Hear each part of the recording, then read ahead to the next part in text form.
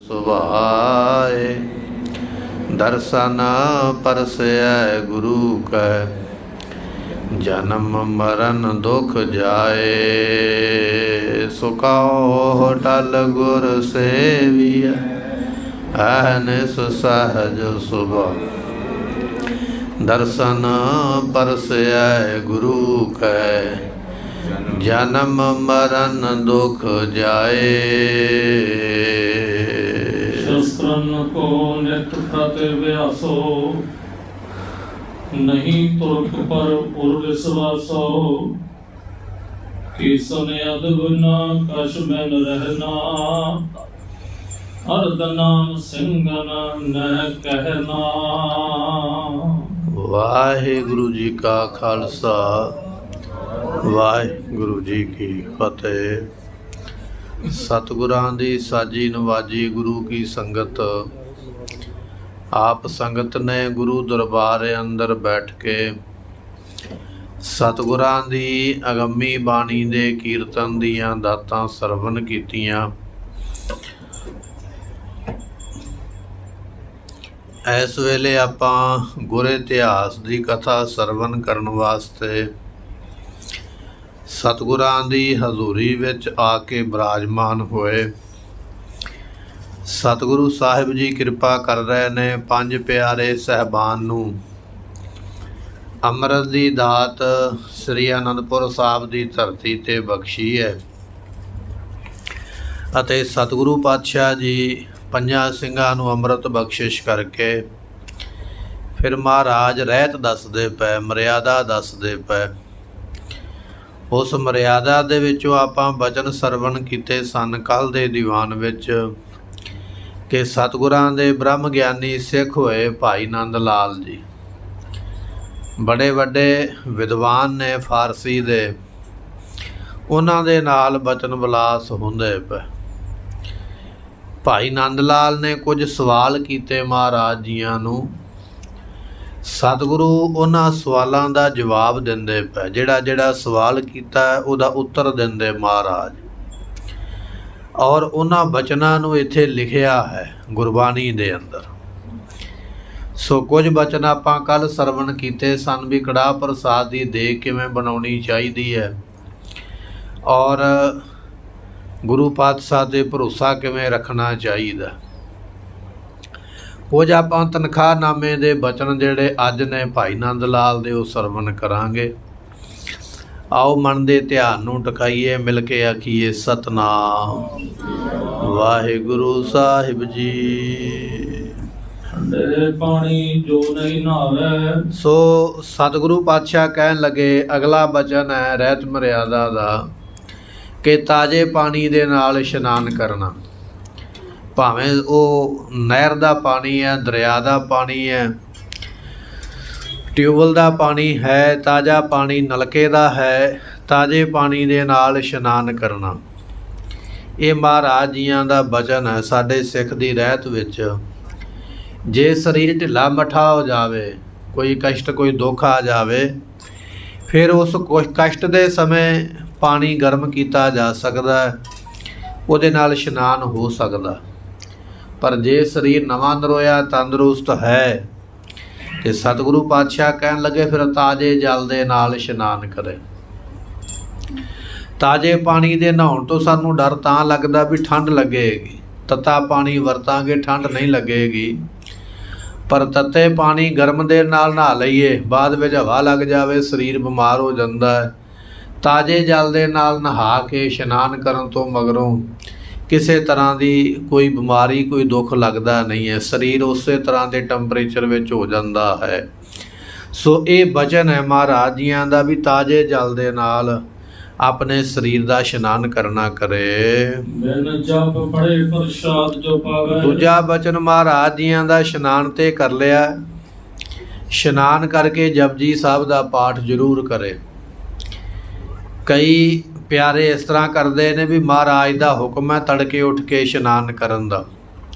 तड़के उठ के इशनान तो कर लिया 2 बजे का अलार्म लाया 3 बजे का लाया इशनान किया फिर रजाई लई तो सौ गए। महाराज का हुक्म सी इशनान करना मैं कर लिया। ਮਹਾਰਾਜ ਦਾ ਇਕੱਲਾ ਹੁਕਮ ਇਹ ਨਹੀਂ ਹੈ ਵੀ ਇਸ਼ਨਾਨ ਕਰਨਾ, ਹੁਕਮ ਦੇ ਨਾਲ ਇਹ ਵੀ ਹੈ ਵੀ ਬਾਣੀ ਵੀ ਪੜ੍ਹਨੀ ਹੈ। ਇਕੱਲਾ ਇਸ਼ਨਾਨ ਦਾ ਮਹਾਤਮ ਤੈਨੂੰ ਤਾਂ ਮਿਲੇਗਾ ਜੇ ਨਾਲ ਬਾਣੀ ਪੜ੍ਹੇਗਾ। ਜੇ ਬਾਣੀ ਨਹੀਂ ਪੜ੍ਹੀ ਇਸ਼ਨਾਨ ਦਾ ਫਲ ਕੀ ਲਵੇਂਗਾ। ਸਤਿਗੁਰੂ ਪਾਤਸ਼ਾਹ ਕਹਿਣ ਲੱਗੇ, ਉਦਮ ਕਰੇ ਭਲਕੇ ਪ੍ਰਭਾਤੀ, ਇਸ਼ਨਾਨ ਕਰੈ ਅੰਮ੍ਰਿਤਸਰ ਨਹਾਵੈ, ਉਪਦੇਸ਼ ਗੁਰੂ ਹਰ ਹਰ ਜਪ ਜਾਪੈ। ਇੱਥੇ ਇਕੱਲਾ ਬਚਨ ਇਹ ਨਹੀਂ ਲਿਖਿਆ ਵੀ ਇਸ਼ਨਾਨ ਕਰ ਲਿਆ ਤੇ ਸੌਂ ਗਿਆ, ਨਾਲ ਇਸ਼ਨਾਨ ਤੋਂ ਬਾਅਦ ਵਿੱਚ ਨਾਮ ਵੀ ਜਪਣਾ। ਔਰ ਸਾਰਿਆਂ ਤੋਂ ਜ਼ਰੂਰੀ ਜਪਜੀ ਸਾਹਿਬ ਦੀ ਬਾਣੀ ਜ਼ਰੂਰ ਪੜ੍ਹ ਕੇ ਤੇ ਫਿਰ ਆਪਣੇ ਮੂੰਹ ਦੇ ਵਿੱਚ ਪ੍ਰਸਾਦ ਪਾਵੇ, ਅੰਨ ਪਾਵੇ, ਜਲ ਦਾ ਤੁਬਕਾ ਪਾਵੇ। ਕਹਿਣ ਤੋਂ ਭਾਵ ਇਹ ਆ ਵੀ ਮੂੰਹ ਦੇ ਵਿੱਚ ਕੁਝ ਵੀ ਪਾਉਣ ਤੋਂ ਪਹਿਲਾਂ ਜਪਜੀ ਸਾਹਿਬ ਦਾ ਪਾਠ ਸਵੇਰੇ ਜ਼ਰੂਰ ਕਰੇ ਇਸ਼ਨਾਨ ਕਰਨ ਤੋਂ ਬਾਅਦ ਵਿੱਚ।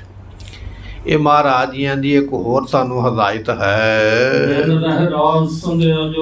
ਤੇ ਜਦੋਂ ਪੈ ਜਾਵੇ ਸ਼ਾਮ, ਸੂਰਜ ਛਿਪਦਾ ਪਿਆ, ਉਦੋਂ ਰਹਿ ਰਾਸ ਦੇ ਪਾਠ ਤੋਂ ਬਿਨਾਂ ਸਮੇਂ ਨੂੰ ਗਵਾਵੇ ਨਾ। ਹੁਣ ਮੈਂ ਕੰਮ ਲੱਗਾ ਆ, ਮੈਂ ਆ ਕੰਮ ਪੂਰਾ ਕਰ ਹੀ ਲਵਾਂ, ਰਹਿ ਰਾਸ ਦਾ ਪਾਠ ਬਾਅਦ ਵਿੱਚ ਕਰਾਂਗਾ।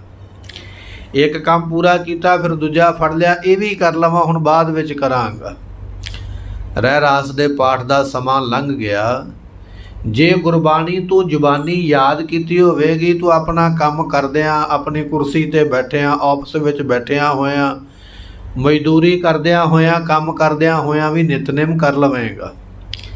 ਪਰ ਤਾਂ ਕਰੇਗਾ ਜੇ ਜ਼ੁਬਾਨੀ ਯਾਦ ਕੀਤਾ। ਕੋਈ ਇੰਨੀ ਵੱਡੀ ਔਖੀ ਗੱਲ ਨਹੀਂ ਹੈ। ਜਿਸ ਬਾਣੀ ਨੂੰ ਅਸੀਂ ਰੋਜ਼ ਨਿਤਨੇਮ ਦੇ ਰੂਪ ਵਿੱਚ ਪੜ੍ਹਾਂਗੇ, ਆਪਣੇ ਆਪ ਜ਼ੁਬਾਨੀ ਯਾਦ ਹੋ ਜਾਂਦੀ ਹੈ। ਕਈ ਮਾਈਆਂ ਬੀਬੀਆਂ ਸੁਖਮਨੀ ਸਾਹਿਬ ਦਾ ਪਾਠ ਜ਼ੁਬਾਨੀ ਯਾਦ ਹੈ। ਇੰਨੀ ਵੱਡੀ ਬਾਣੀ 30-32 ਅੰਗ ਜਿਹੜੇ ਗੁਰੂ ਗ੍ਰੰਥ ਸਾਹਿਬ ਦੇ ਵਿੱਚ ਲਿਖੇ ਸੁਖਮਨੀ ਸਾਹਿਬ ਦੇ, ਇੰਨੇ ਅੰਗ ਉਹਨਾਂ ਨੇ ਗੁਰਬਾਣੀ ਦੇ ਜ਼ੁਬਾਨੀ ਯਾਦ ਕਰ ਲੈ। ਤੇ ਫਿਰ ਜਪਜੀ ਸਾਹਿਬ ਯਾਦ ਕਰਨਾ, ਰਹਿ ਰਾਸ ਯਾਦ ਕਰਨੀ ਕਿੱਡੀ ਕੁ ਵੱਡੀ ਗੱਲ। ਰੋਜ਼ ਕਰਾਂਗੇ ਜ਼ੁਬਾਨੀ ਯਾਦ ਹੋ ਜਾਂਦੀ ਹੈ। ਨਿਤਨੇਮ ਤੁਸੀਂ ਤਾਂ ਹੀ ਕਰ ਸਕੋਗੇ ਜੇ ਜ਼ੁਬਾਨੀ ਯਾਦ ਹੋਵੇਗਾ, ਨਹੀਂ ਤੇ ਕੋਈ ਨਾ ਕੋਈ ਵਿਘਨ ਪੈ ਜਾਏਗਾ। ਇਸ ਕਰਕੇ ਜੇ ਸੰਧਿਆ ਦਾ ਸਮਾਂ ਹੋਵੇ ਤੇ ਰਹਿ ਰਾਸ ਦਾ ਸਮਾਂ ਗਵਾਵੇ ਨਾ। ਸ਼ਾਮ ਦੇ ਸਮੇਂ ਰਹਿ ਰਾਸ ਦਾ ਪਾਠ ਕਰਨਾ ਕਰੇ। ਅਤੇ ਜਦੋਂ ਰਾਤ ਪੈਂਦੀ ਹੈ, ਪਹਿਲਾਂ ਵੀ ਆਪਾਂ ਇਹ ਬਚਨ ਸਰਵਣ ਕੀਤੇ ਸੀ ਵੀ ਕੀਰਤਨ ਸੋਹਿਲਾ ਪੜ੍ਹੇ ਤੋਂ ਬਿਨਾਂ ਸੋਵੇ ਨਾ। ਜਦੋਂ ਵੀ ਸੌਣਾ ਹੈ ਆਪਣੇ ਮੰਜੇ ਦੇ ਉੱਪਰ, ਪਲੰਘ ਦੇ ਉੱਪਰ, ਬੈੱਡ ਦੇ ਉੱਪਰ, ਉਸ ਤੋਂ ਪਹਿਲਾਂ 5 ਇਸ਼ਨਾਨਾ ਕਰਕੇ ਆਪਣੇ ਮੰਜੇ 'ਤੇ ਬੈਠ ਕੇ ਗੁਰਮੁਖ ਜਨ ਤੇ ਇਹ ਵੀ ਬਚਨ ਕਰਦੇ ਨੇ ਵੀ ਮੂੰਹ ਵੀ ਸਿਰਹਾਣੇ ਵਾਲੇ ਪਾਸੇ ਕਰਨਾ। ਜਿੱਧਰ ਨੂੰ ਮੰਜੇ ਦਾ ਸਿਰਹਾਣਾ ਹੈ ਉਸ ਪਾਸੇ ਮੂੰਹ ਕਰਕੇ ਫਿਰ ਕੀਰਤਨ ਸੋਲਾ ਪੜ੍ਹਨਾ। ਉਹਦੇ ਨਾਲ ਜਿੰਨੇ ਵੀ ਸ਼ਬਦ ਰੱਖਿਆ ਦੇ ਪੜ੍ਹੇ ਜਾ ਸਕਦੇ, ਪੜ੍ਹ ਸਕਦਾ ਉਹ ਪੜ੍ਹ ਸਕਦਾ। ਗੁਰ ਕਾ ਸ਼ਬਦ ਰਖਵਾਰੇ, ਚੌਕੀ ਚੌਗਿਰਦ ਹਮਾਰੇ, ਸਿਰ ਮਸਤਕ ਰੱਖਿਆ ਪਾਰ ਬ੍ਰਹਮ, ਹਸਤ ਕਾਇਆ ਰੱਖਿਆ ਪਰਮੇਸ਼ਰ। ਬੇਅੰਤ ਸ਼ਬਦ ਨੇ ਤਾਤੀ ਵਾਉ ਨ ਲੱਗਈ, ਪਾਰ ਬ੍ਰਹਮ ਸਰਣਾਈ। ਸੋ ਐਸੇ ਸ਼ਬਦ ਜਿੰਨੇ ਵੀ ਜ਼ੁਬਾਨੀ ਤੂੰ ਪੜ੍ਹ ਲਵੇਂ ਵਾਹ ਭਲਾ ਹੈ। ਪਰ ਜੇ ਨਹੀਂ ਪੜ੍ਹ ਸਕਦਾ, ਜਿਹੜੇ ਕੀਰਤਨ ਸੋਹਿਲੇ ਦੇ 5 ਸ਼ਬਦ ਮਹਾਰਾਜ ਨੇ ਬਖਸ਼ੇ ਨੇ, ਉਹ ਜ਼ਰੂਰ ਜ਼ਰੂਰ ਪੜ੍ਹ ਕੇ ਸੌਣਾ ਹੈ। ਆਪਾਂ ਇਹ ਸਾਖੀ ਵੀ ਸਰਵਣ ਕੀਤੀ ਸੀ। ਗੁਰੂ ਅਰਜਨ ਦੇਵ ਪਾਤਸ਼ਾਹ ਨੂੰ ਇੱਕ ਸੁਦਾਗਰ ਨੇ ਆਖਿਆ ਸੀ ਮੇਰੇ ਘੋੜੇ ਚੋਰੀ ਹੋ ਜਾਂਦੇ। ਸਤਿਗੁਰੂ ਕਹਿਣ ਲੱਗੇ ਕੀਰਤਨ ਸੋਹਿਲੇ ਦਾ ਪਾਠ ਕਰਿਆ ਕਰ, ਚੋਰੀ ਨਹੀਂ ਹੋਣਗੇ। ਉਹ ਵਾਕਿਆ ਇਸੇ ਤਰ੍ਹਾਂ ਕਰਦਾ ਹੈ। ਉਹਨਾਂ ਚੋਰਾਂ ਦੇ ਅੱਗੇ ਸੁਦਾਗਰ ਦੇ ਘੋੜਿਆਂ ਦੇ ਵਿਚਕਾਰ ਇੱਕ ਕਿਲਾ ਬਣ ਜਾਂਦਾ, ਅੰਦਰ ਨਹੀਂ ਜਾ ਪਾਉਂਦੇ। ਐਸੀ ਬਾਣੀ ਦੀ ਤਾਕਤ ਹੈ। ਇੱਕ ਦਿਨ ਉਹ ਚੋਰ ਫੜੇ ਗਏ। ਉਹਨਾਂ ਨੇ ਆਪਣੇ ਮੂੰਹੋਂ ਦੱਸਿਆ, ਕਹਿਣ ਲੱਗੇ ਵੀ ਅਸੀਂ ਰੋਜ਼ ਆਉਂਦੇ ਸੀ ਤੇਰਾ ਘੋੜਾ ਚੋਰੀ ਕਰਨ ਵਾਸਤੇ, ਪਰ ਸਾਨੂੰ ਇਸ ਤਰ੍ਹਾਂ ਲੱਗਦਾ ਸੀ ਵੀ ਸਾਹਮਣੇ ਕੰਧ ਹੈ, ਅਸੀਂ ਇਹਦੇ ਅੰਦਰ ਨਹੀਂ ਜਾ ਸਕਾਂਗੇ, ਅਸੀਂ ਮੁੜ ਜਾਂਦੇ ਸੀ। ਪਰ ਅੱਜ ਅਸੀਂ ਫੜੇ ਗਏ ਹਾਂ। ਇਹ ਤੂੰ ਕਿਹੜਾ ਮੰਤਰ ਪੜ੍ਹਦਾ ਸੀ ਵੀ ਅਸੀਂ ਇਹ ਆਪਣੇ ਕੰਮ ਦੇ ਵਿੱਚ, ਮਨਸੂਬੇ ਵਿੱਚ ਕਾਮਯਾਬ ਨਹੀਂ ਹੋਏ? ਸਿੱਖ ਨੇ ਦੱਸਿਆ ਮੈਨੂੰ ਗੁਰੂ ਅਰਜਨ ਦੇਵ ਪਾਤਸ਼ਾਹ ਨੇ ਬਾਣੀ ਬਖਸ਼ੀ ਹੈ। ਗੁਰੂ ਅਰਜਨ ਦੇਵ ਮਹਾਰਾਜ ਨੇ ਵਰ ਵੀ ਬਖਸ਼ਿਆ, ਇਹ ਬਾਣੀ ਪੜ੍ਹੇਗਾ ਤੈਨੂੰ ਜਮ ਜਿਹੜੇ ਨੇ ਆਪਣੀ ਪੁਰੀ ਵਿੱਚ ਨਹੀਂ ਲਿਜਾ ਸਕਣਗੇ। ਸਰੀਰ ਛੁੱਟ ਵੀ ਗਿਆ ਤੇ ਸੱਚਖੰਡ ਦੀ ਪ੍ਰਾਪਤੀ ਵਾਲਾ ਬਣੇਗਾ। ਕੁਝ ਲੋਕ ਆਖਦੇ ਦੱਬਾ ਪੈਂਦਾ, ਭਾਰ ਪੈਂਦਾ, ਮਾੜੇ ਸੁਪਨੇ ਆਉਂਦੇ, ਡਰ ਜਾਂਦੇ ਆ ਰਾਤ ਨੂੰ ਸੁੱਤਿਆ ਹੋਇਆ।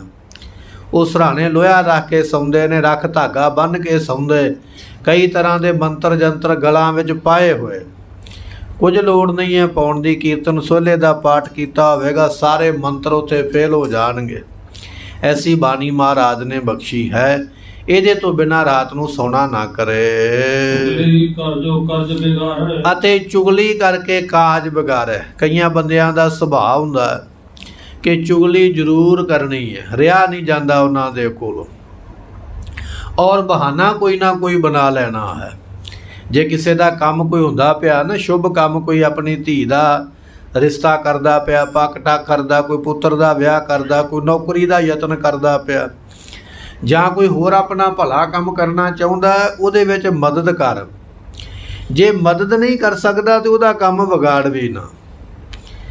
ਇਹ ਨਾ ਹੋਵੇ ਬਹਾਨਾ ਲੱਭ ਕੇ ਅਗਲੇ ਦਾ ਬਣਿਆ ਕੰਮ ਵਿਗਾੜ ਦੇਵੇਂ। ਕਹਿਣ ਲੱਗੇ ਕਿਸੇ ਦੇ ਘਰੇ ਨਾ ਰਿਸ਼ਤਾ ਹੁੰਦਾ ਪਿਆ, ਲੜਕੇ ਨੂੰ ਸ਼ਗਨ ਪੈਂਦਾ ਪਿਆ ਜਾਂ ਪੈ ਰਿਹਾ ਹੈ, ਤੇ ਗੁਆਂਢ ਦੇ ਵਿੱਚ ਕੋਈ ਬੀਬੀ ਹੈ, ਉਹਨੂੰ ਚੰਗਾ ਨਹੀਂ ਲੱਗਾ ਵੀ ਇਹਨਾਂ ਦੇ ਘਰ ਵਿੱਚ ਨਵੀਂ ਬਹੂ ਨਾ ਆਵੇ, ਰਿਸ਼ਤਾ ਨਾ ਹੋਵੇ, ਇਹਨਾਂ ਦਾ ਕੰਮ ਫੁਲਵਾੜੀ ਅੱਗੇ ਨਾ ਵਧੇ। ਘਰ ਦੇ ਵਿੱਚੋਂ ਇੱਕ ਟੁੱਟਾ ਰੁਪਈਆ ਹੱਥ ਵਿੱਚ ਫੜਿਆ ਤੇ ਤੁਰੀ ਆਈ ਹੌਲੀ ਹੌਲੀ ਖੁੰਡੀ ਲੈ ਕੇ। ਉਹ ਜਿਹੜਾ ਟੁੱਟਾ ਰੁਪਈਆ ਸੀ, ਜਿਹੜੇ ਮੁੰਡੇ ਨੂੰ ਸ਼ਗਨ ਪੈਂਦਾ ਪਿਆ, ਉਹਦੇ ਹੱਥਾਂ ਵਿੱਚ ਲਿਆ ਕੇ ਫੜਾਇਆ, ਤੇ ਨਾਲੇ ਉੱਚੀ ਸਾਰੀ ਬੋਲ ਪਈ, ਸਾਰਿਆਂ ਨੂੰ ਸੁਣਾ ਕੇ ਕਹਿਣ ਲੱਗੀ, ਪੁੱਤਰ ਚਿੰਤਾ ਨਾ ਕਰ, ਜਿਵੇਂ ਤੈਨੂੰ ਅੱਜ ਰਿਸ਼ਤਾ ਹੁੰਦਾ ਪਿਆ, ਐਵੇਂ ਤੈਨੂੰ ਜਿਹੜਾ ਮਿਰਗੀ ਦਾ ਰੋਗ ਹੈ ਨਾ, ਉਹ ਵੀ ਠੀਕ ਹੋ ਜਾਏਗਾ। ਹੁਣ ਹੈ ਮਿਰਗੀ ਦਾ ਰੋਗ ਕੋਈ ਨਹੀਂ ਹੈ, ਪਰ ਸੁਣਾ ਦਿੱਤਾ, ਜਿਹੜੇ ਆਏ ਨੇ ਨਵੇਂ ਰਿਸ਼ਤੇਦਾਰ ਕੁੜਮ, ਉਹਨਾਂ ਨੂੰ ਸੁਣਾ ਦਿੱਤਾ ਵੀ ਇਹਨੂੰ ਮਿਰਗੀ ਪੈਂਦੀ ਹੈ। ਉਹ ਹੈਰਾਨ ਹੋ ਗਿਆ, ਕਹਿਣ ਲੱਗੇ ਸਾਨੂੰ ਪਤਾ ਲੱਗਾ ਵੀ ਇਹ ਤੰਦਰੁਸਤ ਹੈ, ਤੁਸੀਂ ਆਖਦੇ ਹੋ ਮਿਰਗੀ ਪੈਂਦੀ ਹੈ। ਮਾਤਾ ਇਹ ਗੱਲ ਕੀ ਹੈ? ਮਾਤਾ ਕਹਿਣ ਲੱਗੀ, ਨਹੀਂ ਨਹੀਂ, ਮਿਰਗੀ ਪੈਂਦੀ ਜ਼ਰੂਰ ਹੈ, ਪਰ ਰੋਜ਼ ਨਹੀਂ ਪੈਂਦੀ, ਕਦੇ ਕਦੇ ਪੈਂਦੀ ਹੈ। ਇਹ ਵੀ ਉਦੋਂ ਪੈਂਦੀ ਹੈ ਜਦੋਂ ਇਹ ਬਹੁਤੀ ਸ਼ਰਾਬ ਪੀ ਲਵੇ। ਹੁਣ ਪਹਿਲੀ ਨਾਲੋਂ ਦੂਜੀ ਗੱਲ ਵੱਧ ਗਈ ਹੈ ਵੀ ਇਹ ਨਸ਼ਾ ਵੀ ਕਰਦਾ। ਚੁਗਲੀ ਕਰਨ ਵਾਲੇ ਦਾ ਤਰੀਕਾ ਕੀ ਹੈ ਕੁਝ ਨਹੀਂ ਹੈ, ਪਰ ਬਣਾ ਦਿੱਤਾ ਸਭ ਕੁਝ ਵੀ ਇਹ ਜਦੋਂ ਸ਼ਰਾਬ ਪੀਂਦਾ ਉਦੋਂ ਮਿਰਗੀ ਪੈਂਦੀ ਹੈ। ਉਹ ਬੈਠੇ ਹੋਏ ਪੁੱਛਦੇ ਪਏ, ਕਹਿਣ ਲੱਗੇ ਵੀ ਮਾਤਾ ਸਾਨੂੰ ਤੇ ਇਹਨਾਂ ਨੇ ਆਖਿਆ ਵੀ ਇਹ ਬਿਲਕੁਲ ਵੈਸ਼ਨੂ ਹੈ, ਇਹ ਤੇ ਪੀਂਦਾ ਖਾਂਦਾ ਕੁਝ ਨਹੀਂ, ਤੂੰ ਸ਼ਰਾਬ ਦਾ ਨਾਂ ਲੈ ਰਹੀ ਹੈ। ਚੁਗਲੀ ਵਾਲੀ ਮਾਤਾ ਨੇ ਫਿਰ ਆਖਿਆ, ਕਹਿਣ ਲੱਗੀ ਸ਼ਰਾਬ ਰੋਜ਼ ਨਹੀਂ ਪੀਂਦਾ, ਜਦੋਂ ਕਿਤੇ ਜੂਆ ਖੇਡ ਕੇ ਆਉਂਦਾ, ਜੇ ਉਹਦੇ ਵਿੱਚੋਂ ਕਿਤੇ ਜਿੱਤ ਜਾਵੇ, ਪਹਿਲੀ ਤੇ ਗੱਲ ਇਹ ਵੀ ਹਾਰ ਕੇ ਹੀ ਆਉਂਦਾ, ਇਹ ਮੋਟੇ ਦਿਮਾਗ ਦਾ, ਇਹਦਾ ਕੰਮ ਨਹੀਂ ਕਰਦਾ ਦਿਮਾਗ, ਪਹਿਲੀ ਗੱਲ ਤੇ ਹਾਰ ਹੀ ਜਾਂਦਾ ਹੈ। ਜੇ ਕਿਤੇ ਜਿੱਤ ਜਾਵੇ, ਉਹਨਾਂ ਪੈਸਿਆਂ ਦੀ ਇਹ ਸ਼ਰਾਬ ਪੀਂਦਾ ਲਿਆ ਕੇ। ਹੁਣ ਤੀਜਾ ਔਗਣ ਦੱਸ ਦਿੱਤਾ। ਹੁਣ ਤੇ ਆਪਾਂ ਕਹਿ ਸਕਦੇ ਹਾਂ ਵੀ ਬਿਲਕੁਲ ਰਿਸ਼ਤੇ ਨੂੰ ਨਾ ਹੀ ਹੈ, ਇੰਨੀ ਔਗਣ ਸੁਣ ਕੇ ਕਿਹੜਾ ਕਰੇਗਾ। ਤੇ ਫਿਰ ਪੁੱਛਣ ਵਾਲੇ ਨੇ, ਹੋਰ ਕੋਈ ਬੈਠਾ, ਉਹਨੇ ਆਖਿਆ ਹੋਰ ਪੁੱਛ ਲਈਏ, ਮਾਤਾ ਇਹ ਜੂਆ ਰੋਜ਼ ਖੇਡਦਾ? ਮਾਤਾ ਨੇ ਫਿਰ ਸਫਾਈ ਦਿੱਤੀ, ਨਾਲ ਉਹਦੀ ਤਾਰੀਫ ਵੀ ਕਰਦੀ ਹੈ। ਨਹੀਂ ਨਹੀਂ, ਇੰਨਾ ਵੀ ਗਿਰਿਆ ਨਹੀਂ ਵੀ ਰੋਜ਼ ਜੂਆ ਖੇਡੇ, ਇਹ ਜੂਆ ਉਦੋਂ ਖੇਡਦਾ ਜਦੋਂ ਕਿਸੇ ਦੇ ਘਰੇ ਚੋਰੀ ਕਰਕੇ ਲਿਆਵੇ, ਵੀ ਇਹ ਚੋਰੀ ਕਰੇਗਾ, ਪੈਸਾ ਫਿਰ ਆਵੇਗਾ, ਫਿਰ ਉਸ ਪੈਸੇ ਨਾਲ ਜੂਆ ਖੇਲੇਗਾ। ਜਦੋਂ 3-4 ਇਹੋ ਜਿਹਾ ਗੁਣ ਦੱਸ ਦਿੱਤੇ, ਉਹ ਜਿਹੜੇ ਰਿਸ਼ਤਾ ਕਰਨ ਵਾਲੇ ਸਨ ਹੱਥ ਜੋੜ ਕੇ ਖੜੇ ਹੋ ਗਏ, ਕਹਿਣ ਲੱਗੇ ਐਸੇ ਗੁਣਾਂ ਵਾਲਾ ਸਾਨੂੰ ਨਹੀਂ ਚਾਹੀਦਾ, ਜਿਹਦੇ ਵਿੱਚ ਇੰਨੇ ਗੁਣ ਨੇ, ਇਹ ਸਾਨੂੰ ਨਹੀਂ ਚਾਹੀਦਾ। ਉੱਠ ਪਏ, ਚੱਲ ਪਏ ਆਪਣੇ ਘਰ ਨੂੰ। ਬਣਦਾ ਬਣਾਇਆ ਕੰਮ ਸਭ ਕੁਝ ਘਰ ਵਿੱਚ ਤਿਆਰ ਹੈ, ਰਿਸ਼ਤਾ ਕਰਨ ਵਾਲੇ ਵੀ ਤਿਆਰ ਨੇ, ਪਰ ਉਹ ਜਿਹੜਾ ਟੁੱਟਾ ਰੁਪਈਆ ਬੀਬੀ ਘਰੋਂ ਲੈ ਕੇ ਆਈ ਨਾ, ਉਹਦੀਆਂ ਜੜ੍ਹਾਂ 'ਚ ਬਹਿ ਗਿਆ। ਰੁਪਈਆ ਕਾਹਦਾ ਫੜਾਇਆ, ਅਗਲੇ ਦੇ ਲੇਖ ਹੀ ਪੁੱਠੇ ਕਰ ਦਿੱਤੇ। ਇਹ ਇੱਕ ਕਹਾਣੀ ਬਣਾਈ ਹੈ ਵਿਦਵਾਨਾਂ ਨੇ ਸਮਝਾਉਣ ਵਾਸਤੇ, ਪਰ ਗੁਰਮੁਖੋ ਬਹੁਤ ਤਰ੍ਹਾਂ ਹੁੰਦਾ, ਇਸੇ ਤਰ੍ਹਾਂ ਹੀ ਹੈ। ਕਿਸੇ ਦਾ ਕੰਮ ਬਣਦਾ ਹੋਵੇ ਤੇ ਅਸੀਂ ਜਾ ਕੇ ਉਹਦੇ ਵਿੱਚ ਕੋਈ ਨਾ ਕੋਈ ਭਾਨੀ ਤੇ ਜ਼ਰੂਰ ਮਾਰਦੇ ਹਾਂ।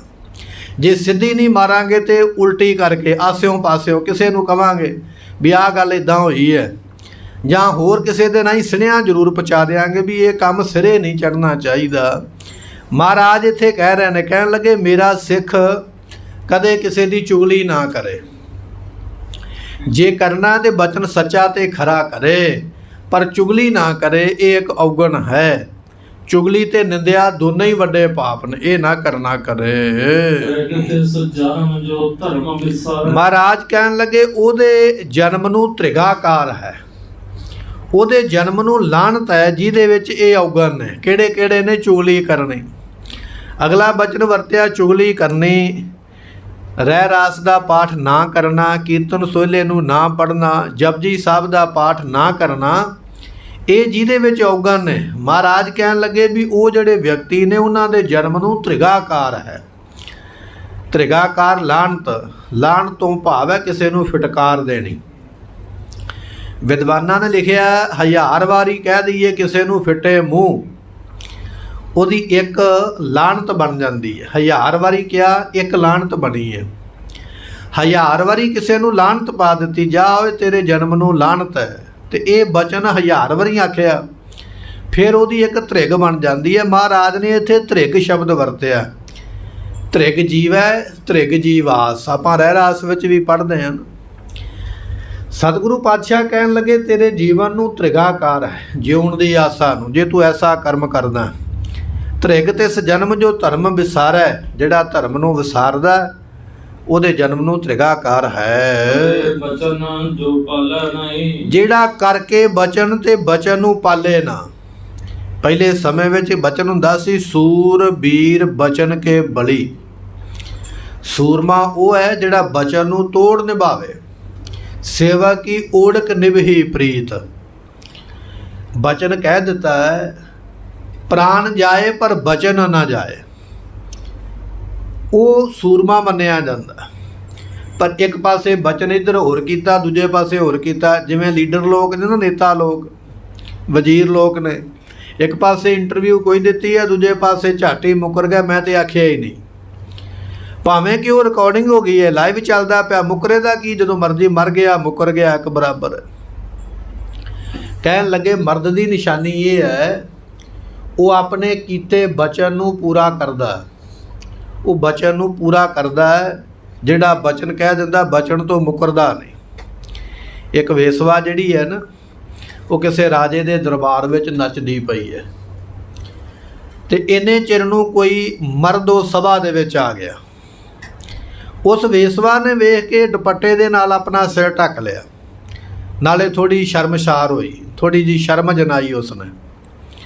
ਰਾਜਾ ਵੇਖ ਕੇ ਬੜਾ ਹੈਰਾਨ ਹੋਇਆ ਵੀ ਪਹਿਲਾਂ ਵੀ ਤੇ ਸਭਾ ਦੇ ਵਿੱਚ ਮਰਦ ਬੈਠੇ ਨੇ, ਬੰਦੇ ਬੈਠੇ ਨੇ, ਇਹ ਪਹਿਲਾਂ ਤੇ ਨੱਚਦੀ ਪਈ ਹੈ, ਖੁੱਲ੍ਹੇਆਮ ਸ਼ਰੇਆਮ ਨੱਚਦੀ ਪਈ ਹੈ।